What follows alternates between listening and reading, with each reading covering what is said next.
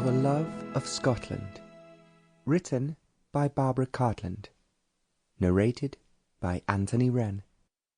Chapter 1. 1868. Julia climbed out of bed and then pulled back the curtains from her bedroom window. It was wide open, and at once the sun enveloped her in its rays.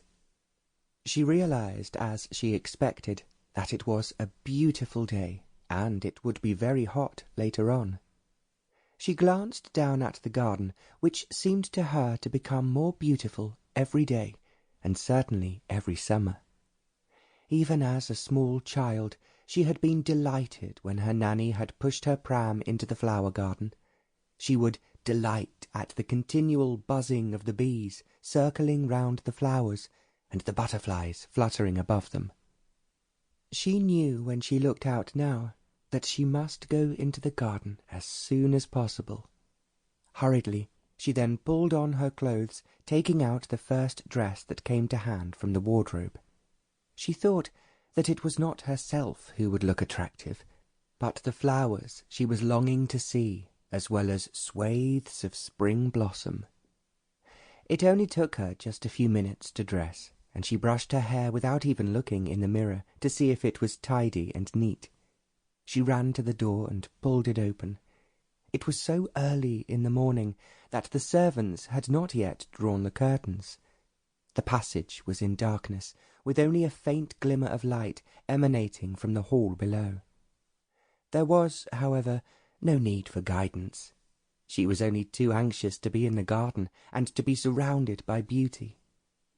She had lived at the manor since she was born, and to her it was the most beautiful house in the whole world, without any exceptions. She ran down the stairs, unlocked the door, and let herself out. Then, as the sunshine covered her, she ran into the flower garden. She felt that the flowers were waiting for her, and they needed her as much as she needed them. It was 3 hours later that Julia went back to her bedroom to tidy herself for breakfast. She had spent all those hours, as she loved to do, amongst the glorious kaleidoscope of flowers. She had walked down from the garden towards the lake.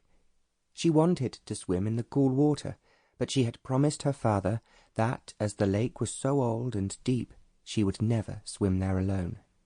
She would always have someone watching her, just in case she got into trouble.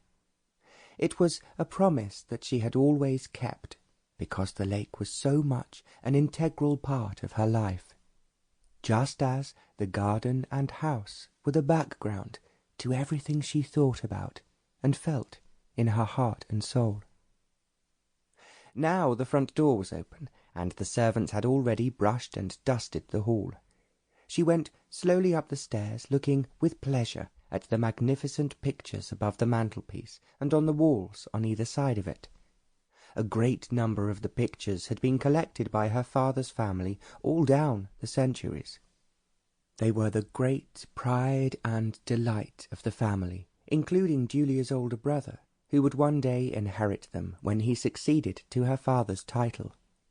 What her father had said, and what she knew always lay at the back of his mind, was that he himself was the only member of their illustrious family who had not been able to add to its marvellous collection. Because life had altered so much over the centuries, the Westwoods were not as rich as they had been more than 100 years ago. In fact, they now had to spend their money with the greatest care. They most certainly could not add to the pictures or to the library, as her father's ancestors had managed to do so successfully.